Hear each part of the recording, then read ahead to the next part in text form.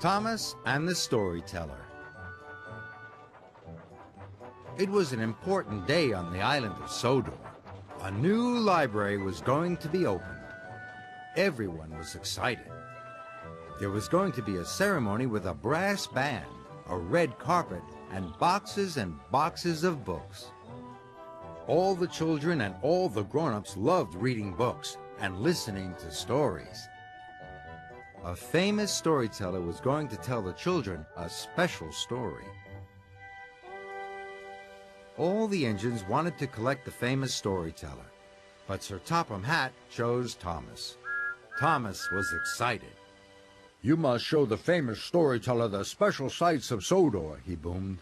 "Then she can make up a special story for the children. Make sure she arrives at the grand opening on time."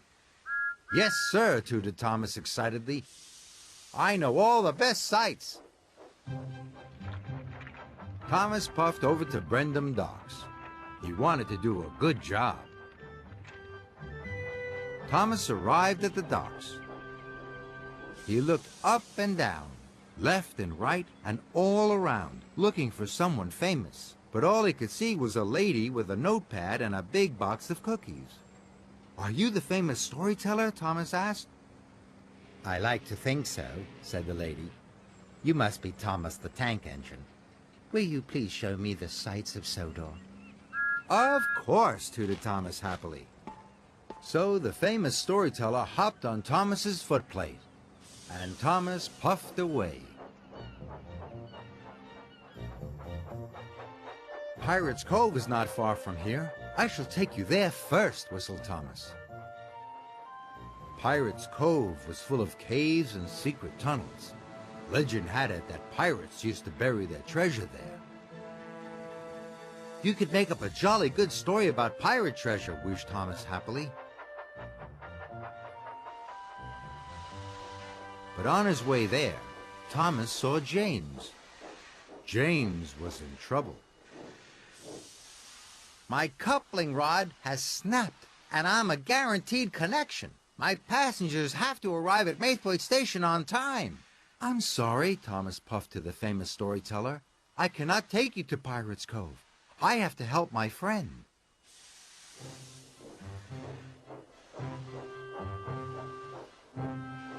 So Thomas buffered up to James and his passenger train and chuffed away. "Thank you, Thomas," cried James.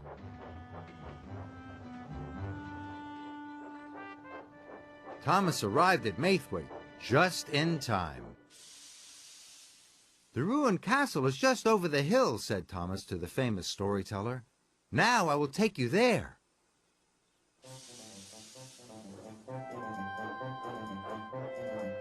Thomas puffed as fast as he could.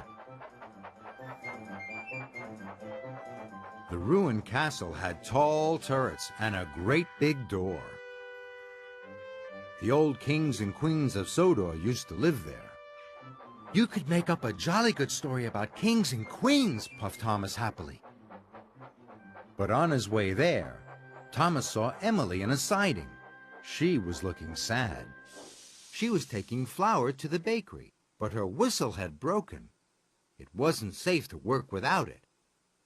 "I'm sorry," puffed Thomas to the famous storyteller.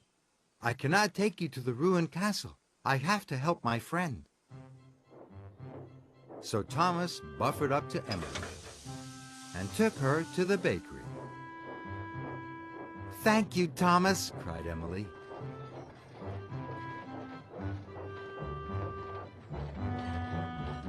Thomas arrived at the bakery just in time.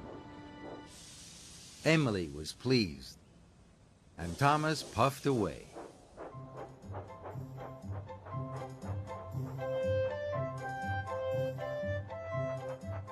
"Misty Valley is not far from here," chuffed Thomas. "Now I will take you there." He had heard Misty Valley was full of magic. "You could make up a jolly good story about magic," puffed Thomas. But on his way, Thomas saw Percy. Percy was in trouble. A river had flooded its banks.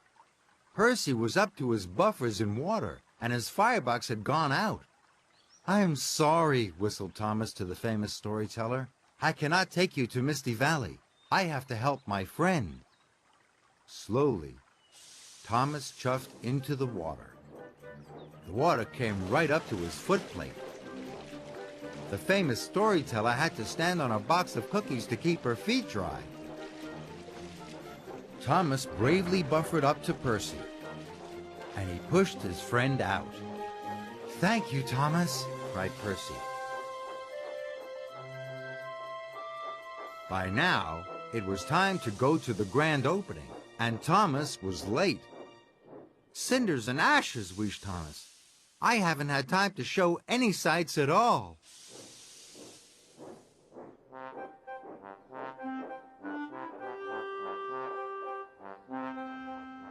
Thomas arrived at the new library station. Sir Topham Hatt was waiting. "We didn't visit any sights," puffed Thomas sadly. "I had to take James's passengers to Maithwaite Station, Emily's flour to the bakery, and pull Percy out of the water." "But it's a wonderful idea for a story," cried the famous storyteller. "I shall write all about your day, Thomas, and how you helped your friends." She was very excited, and Thomas was delighted. The famous storyteller cut the red ribbon in front of the new library. She declared it open. Then the children and the engines all listened as the famous storyteller told them the story of her wonderful adventures with Thomas and his friends on the magical island of Sodor.